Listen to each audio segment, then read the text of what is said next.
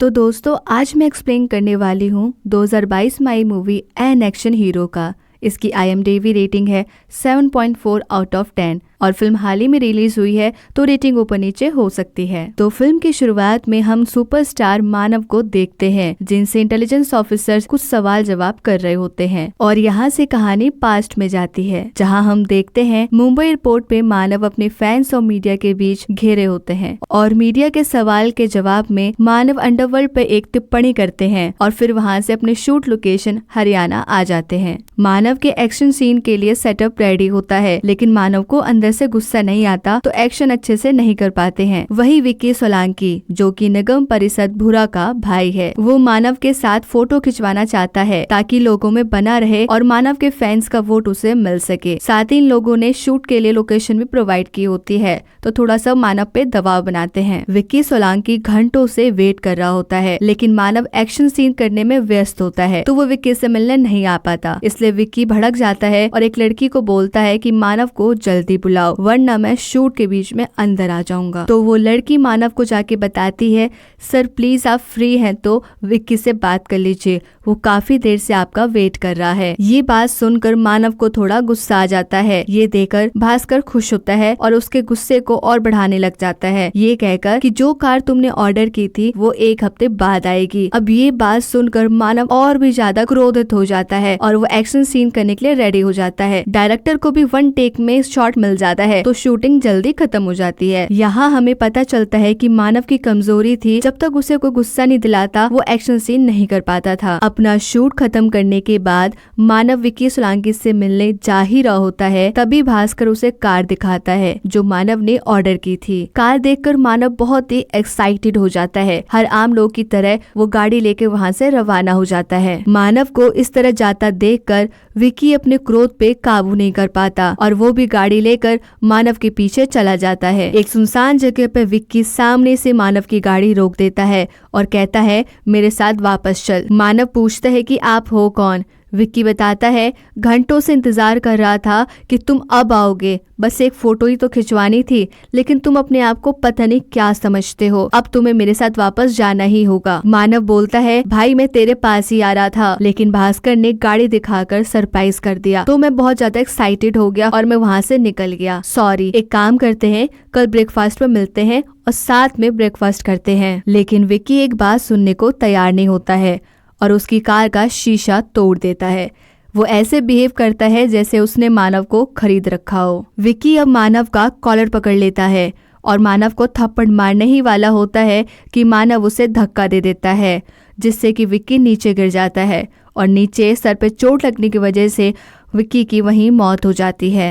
ये देखकर मानव के होश उड़ जाते हैं। उसे समझ नहीं आता कि वो क्या करे तो वहाँ से वो गाड़ी लेकर के निकल जाता है। अब यहाँ से कहानी नया मोड़ लेती है। मानव हड़बड़ी में होटल पहुँचता है और मंदिरा से अपने हलचल को शांत करने की कोशिश करता है। वहीं दूसरी तरफ पुलिस वाले मंदिरा से गला साफ करते हुए उसी रोड पे पेट्रोलिंग कर रहे होते हैं जहाँ विक्रांत की मौत हुई है। विक्रांत की गाड़ी देख के पुलिस को शक होता है कि कुछ तो गड़बड़ है। तभी उनकी नजर रोड किनारे पड़े एक आदमी पर पड़ती है तो एक पुलिस वाला चेक करने जाता है और लाश की शक्ल देखकर मंदिरा का असर फीका पड़ जाता है और उनकी आंखें फटी की फटी रह जाती है। वो लाश किसी ऐरे गैरे की नहीं बल्कि विक्रांत सोलंकी की है। अब पुलिस वाले ये दुख भरी खबर सांस फूंकते फूंकते विक्रांत के बड़े भाई भूरे को देते हैं। अब देखते ही देखते विक्की की मौत की खबर आग की तरफ फैल जाती है और मीडिया तो आग फैलाने में माहिर है ही। ये न्यूज़ मानव भी देख लेता है। अब उसका चैन वैन सब उजड़ जाता है। वो ये सब एक्सेप्ट ही नहीं कर पा रहा होता है कि ये कैसे हुआ। इसके बाद मानव बैग पैक करके मुंबई एयरपोर्ट के लिए रवाना हो जाता है ताकि वो लंदन की फ्लाइट पकड़ सके। उधर हरियाणा में पुलिस वाले अपनी पूछताछ शुरू कर देते हैं। जो लोग भी शूट पे मौजूद थे उन सभी लोगों को बुलाया जाता है और एक रिपोर्टर पुलिस वाले को बताता है उसे सूत्रों से पता चला है कि मानव प्राइम सस्पेक्ट है और विक्की की मौत में उसका हाथ हो सकता है और अभी यहाँ से वो भाग चुका है। अब एक्शन हीरो मानव फ्लाइट में बैठा होता है तभी real action star Akshay Kumar Manav के पास जाते हैं और हाय हेलो करते हैं। मानव अपना दुख, दर्द, पीड़ा सब खुलकर अक्षय को बता देता है और सलाह मांगता है उसे अब क्या करना चाहिए। अक्षय बोलता है, मेरे हिसाब से तुम्हें सरेंडर कर देना चाहिए, तुम ऐसे कब तक यहाँ वहाँ भागते रहोगे। और इंडिया में मीडिया मानव को खूनी साबित करने में जुटी होती है। सभी चैनल्स मानव के नाम से खूब टीआरपी लेती है। वैसे काबिले तारीफ है अर्नब गोस्वामी की एक्टिंग करने वाले एंकर की, एकदम कॉपी पेस्ट किया है। फिर देखते हैं लंदन में मानव को उसका वकील मिल जाता है जिसको भास्कर ने हायर किया होता है और दोनों केस के बारे में बातचीत करने लग जाते हैं। हरियाणा में विक्की सोलंकी की बरसी चल रही होती है, वहाँ पुलिस वाले भी मौजूद होते हैं। बुरा पुलिस से पूछता है मानव कहाँ है, उसे पकड़ा कि नहीं। इंस्पेक्टर जवाब देता है वो लंदन भाग गया है, अब हम मानव को नहीं पकड़ सकते। ये सुनकर बुरा का खून खौल जाता है और नेतागिरी झाड़ते हुए पुलिस वाले को कस के थप्पड़ मारता है और तीनों पुलिस वालों की वर्दी उतरवा देता है, ये कहकर कि जब तक मैं मानव को मार नहीं देता या वापस लेके इंडिया नहीं आता तब तक तुम इसी तरह नंगे खड़े रहोगे। फिर भूरा वहाँ से झोला उठाकर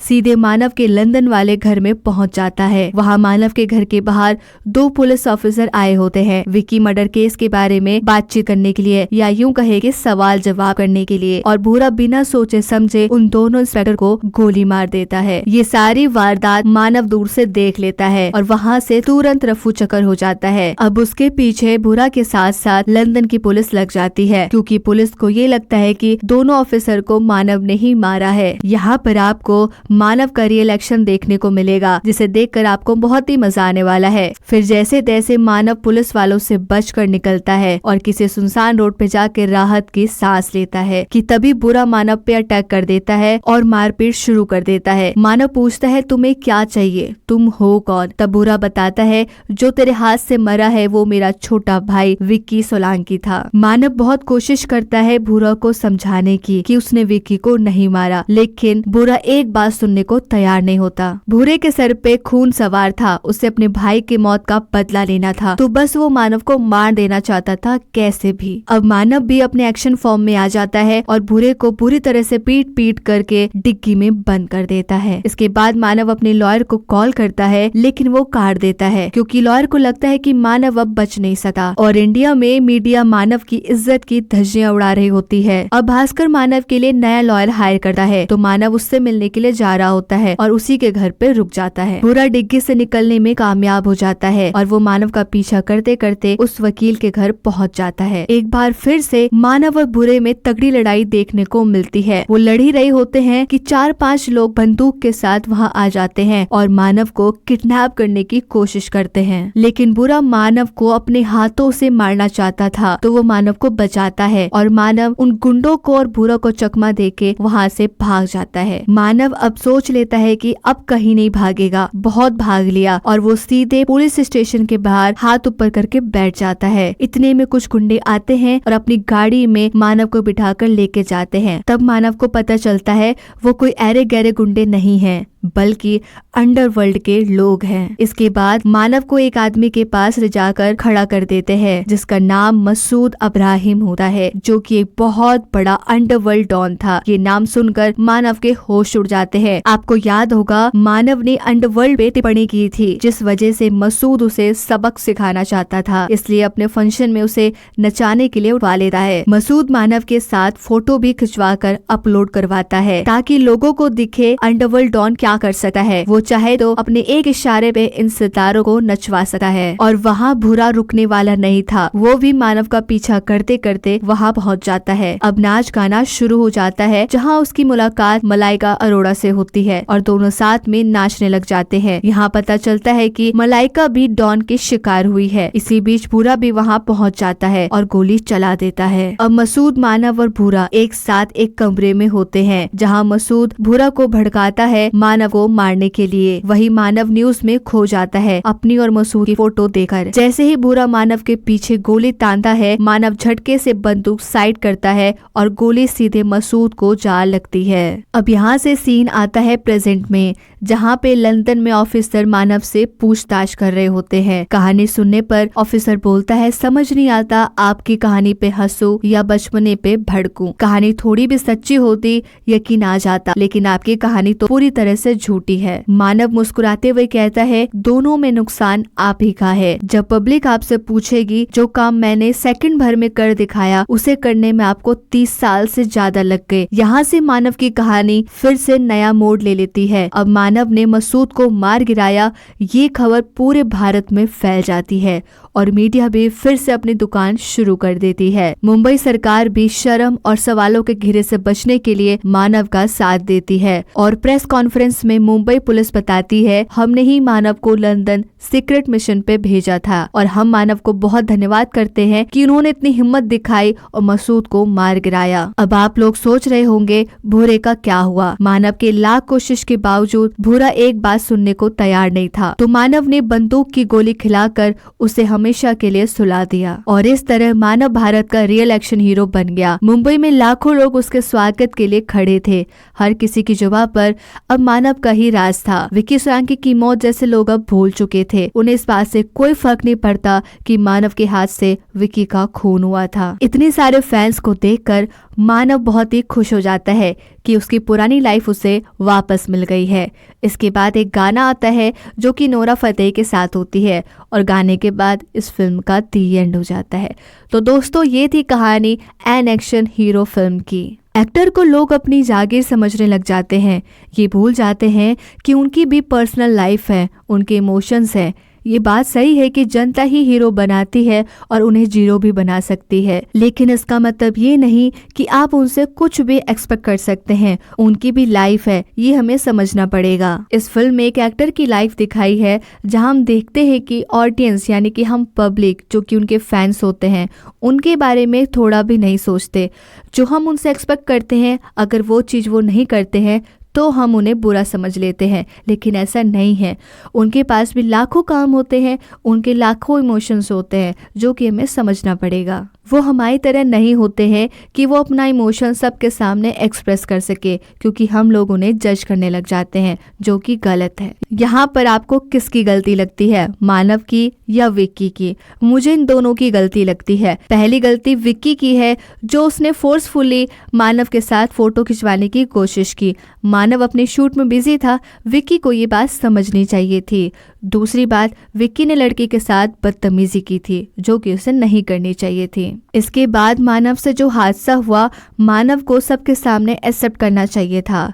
मैं मानती हूँ ये बहुत ही मुश्किल था कि उसका नेम, फेम, स्टारडम सब खत्म हो जाता क्योंकि पब्लिक उस पर यकीन नहीं करती, लेकिन फॉर अ सेकेंड वो सबके सामने सच बोलता तो शायद लोग थोड़ा बहुत उस पर यकीन करते। एटलीस्ट उनकी फैमिली, उनके फैंस, उनके चाहने वाला उन्हें सपोर्ट करते। यहाँ पर एक पहलू अंडरवर्ल्ड का भी दिखाया गया है। हम बहुत इजीली एक्सेप्ट कर लेते हैं जब भी कोई फोटो वायरल होती है एक्टर्स या एक्ट्रेस के साथ अंडरवर्ल्ड की, हमें लगता है कि वो दोस्त है, लेकिन ऐसा नहीं है। अंडरवर्ल्ड एक्टर्स पे प्रेशर बनाती है उनके फंक्शंस में नाचने के लिए, गाने के लिए, एंजॉय करने के लिए। एक्टर्स भी एक इंसान है, उनके पास भी उनकी फैमिली है, उनकी आगे की लाइफ है, तो वो नहीं चाहते कि उनकी फैमिली प्रॉब्लम में फंसे, तो वो चुपचाप बात मान लेते हैं। तो जो हमें दिखता है हमेशा हमें उस पर बिलीव नहीं करना चाहिए। बाकी बात करें एक्टिंग की